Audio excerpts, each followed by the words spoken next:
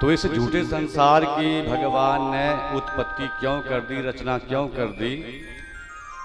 तो वेद व्यास जी ने कहा कि देखिए, जैसे कोरा कागज होता है, रद्दी का टुकड़ा माना जाता है, लेकिन जब उसके ऊपर गवर्नर की मोहर लग जाती है, स्टैंप लग जाती है, तो वही कागज का टुकड़ा 1000 का, 2000 का, 5000 का भी हो सकता है।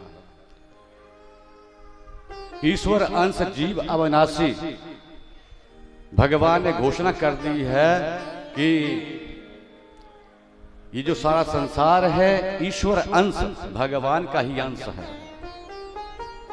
है तो झूठा, लेकिन भगवान इसमें आकर के विराजमान कण कण में रहते हैं, पत्ते पत्ते में रहते हैं। तो महाराज हमने झूठ को सच मान लिया और सच को झूठ मान लिया, परमात्मा को पीछे कर दिया, अपने आप को आगे कर दिया। तो महाराज परमात्मा के बिना अगर हमने कहीं मन लगाया तो हमें रोना पड़ेगा। आज वेद व्यास भगवान ने यहाँ पर मंगलाचरण तो किया, लेकिन भगवान ने आज किसी भी ही ना तो ब्रह्मा का, ना तो विष्णु का, ना तो राम का यहाँ पर वंदन नहीं किया। नहीं तो कह सकते थे कि कृष्णाय नमः, ओम नमः शिवाय नमः, विष्णुवे नमः, लेकिन आज के मंगलाचरण में उन्होंने कहा सत्यम परमम धीमहि, कि जो सच है, सच कौन है? पहले दिन मैंने कहा था सच है भगवान का नाम, उसकी आज उन्होंने वंदना की है। स्पेशल किसी भी भगवान का नाम आज के इस मंगलाचरण में भगवान वेद व्यास ने नहीं लिया। भगवान ने झूठे संसार की रचना कर दी, लेकिन इसके कण कण में, जन जन में वो स्वयं सम्राट बन करके बैठ गए। इसलिए संसार हमें कभी दुख देने वाला फिर नहीं रहेगा। पूज्य पाद डोंगरे जी महाराज ने कहा है कि जैसे एक सेठ हो और उसने अपने गले में नकली वो माला पहनी हो, अगर कोई सामने से मिल जाएगा तो कहेगा कि देखिए बड़ी कीमती है वो नकली, लेकिन धारण किसने कर रखी है? एक सेठ ने। और उल्टा किसी गरीब ने, भिखारी ने असली सोने की माला पहन ली हो, अगर वो सामने से मिल जाएगा तो सब यही कहेंगे हैं गरीब कहीं का भिखारी, नकली पहन रखी है। तो गरीब के ऊपर विश्वास कम करते हैं, लेकिन अगर कोई सेठ है, चाहे उसने नकली ही माला धारण कर रखी हो, सब सच मानते हैं। बोली बांके बिहारी लाल की। इस तरह ये संसार भी एक झूठा है, झूठे इसकी स्थिति है। ये संसार नकली हीरे की माला है, लेकिन वो सम्राट बन करके कण कण में बैठा है, उसने इस माला को धारण कर रखा है। इसलिए ये झूठा संसार इंसान को दुख देने वाला नहीं बनता है। बोली बांके बिहारी लाल की, सच्चे दरबार की। तो महाराज ये शास्त्र किसी विशेष का नहीं है।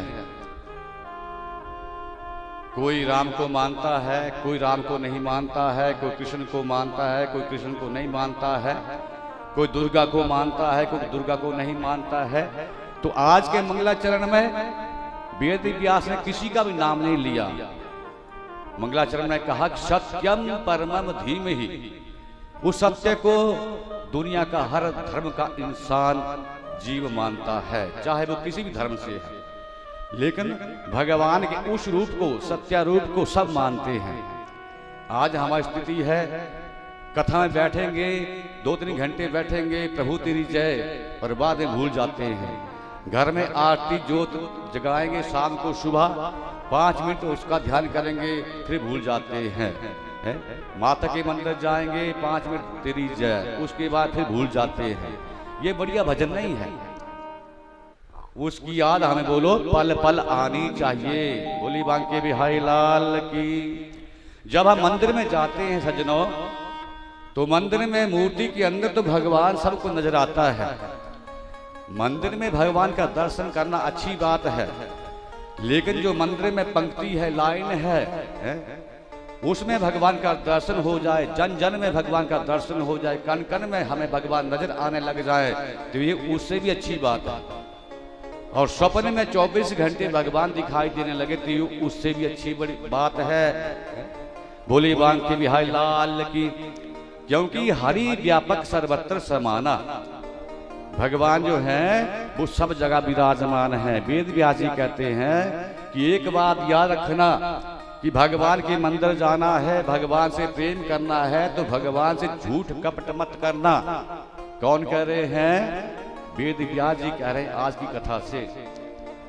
तो महाराज 88,000 ऋषियों ने पूछा कि भगवान से भी कोई झूठ छल कपट करता है? तो वेद व्यास ने कहा कि आज का इंसान कलयुग के बीच में भगवान से ही अधिक झूठ छल कपट आदि करता है। धर्मा प्रोजित कह तो अत्र, पूछा कि महाराज कैसे करता है? तो वेद व्यास ने देखो सुंदर जवाब दिया कि आज का इंसान भगवान के मंदिर में जाएगा, भगवान मुझे 5 लाख की लॉटरी लग जाए, बदले में मैं 500 रुपया आकर के तेरे चरणों में चढ़ा दूंगा। वेद व्यास की नजरों में ये छल कपट है, वेद व्यास की नजरों में ये धोखा है।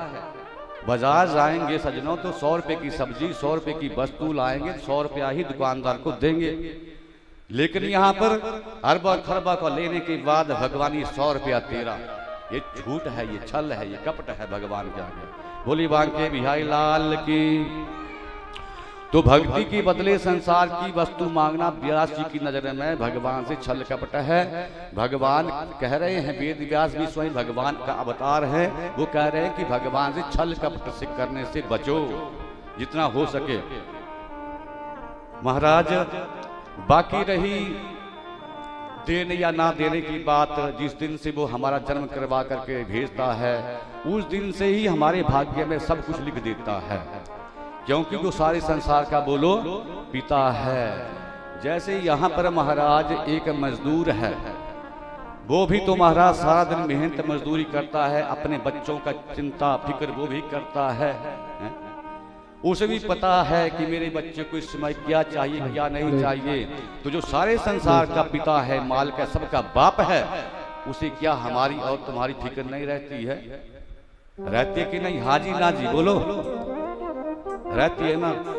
जब एक मजदूरी करने वाला बाप जानता है कि आज मेरे बेटे को कॉपी चाहिए पेंसिल चाहिए, ला करके देता है, तो महाराज क्या जो सारे संसार के मालिक हैं, पिता है, दादा महादादा परदादा सब कुछ यही है, तो क्या इन्हें सारे संसार की चिंता नहीं रहती है कि नहीं रहती है? बोलो। तो सजनों वेद व्यास कहते हैं कि फिर मांगना नहीं चाहिए, जो हमें चाहिए वो अपना आप देते रहते हैं। बाकी रही ख्वाहिश तो महाराज ठाकुर जी की पूरी होती है, इच्छा हमारी सबकी पूरी कर देते हैं। बोले बांके बिहारी लाल की।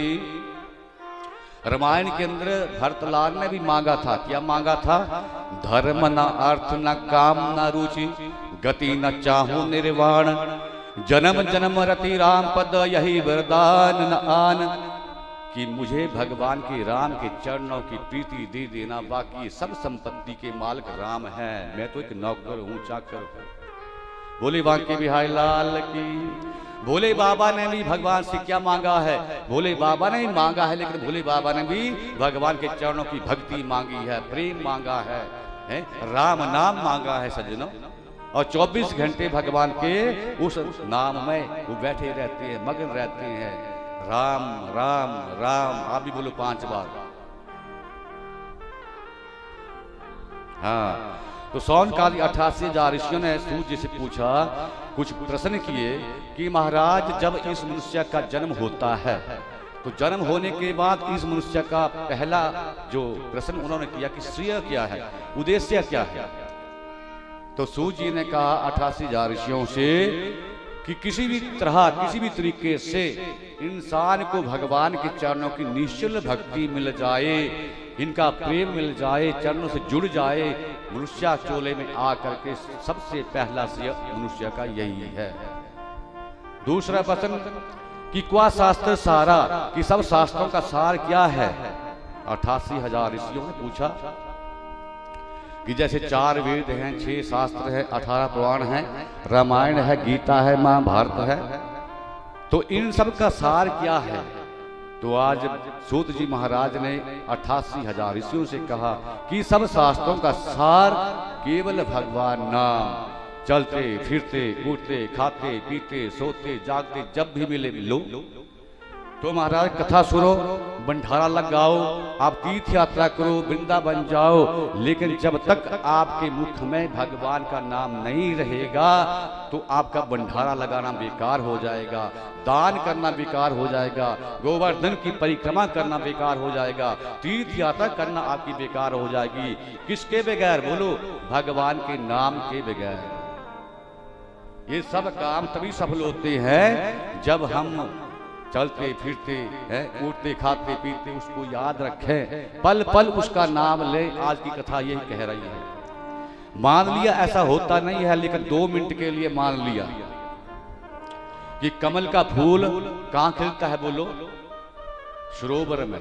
लेकिन मान लिया कि 2 मिनट के लिए वो कमल का फूल सुमेरु पर्वत के ऊपर खिल जाए, ये हो सकता है।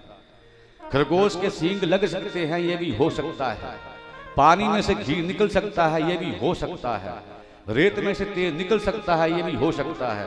बांझ के बेटा हो सकता है, ये भी हो सकता है। लेकिन बगैर नाम के सज्जनों हमारा बेड़ा पार हो जाए, ये हो ही नहीं सकता है। बोली बांके बिहारी लाल की, सच्चे दरबार की।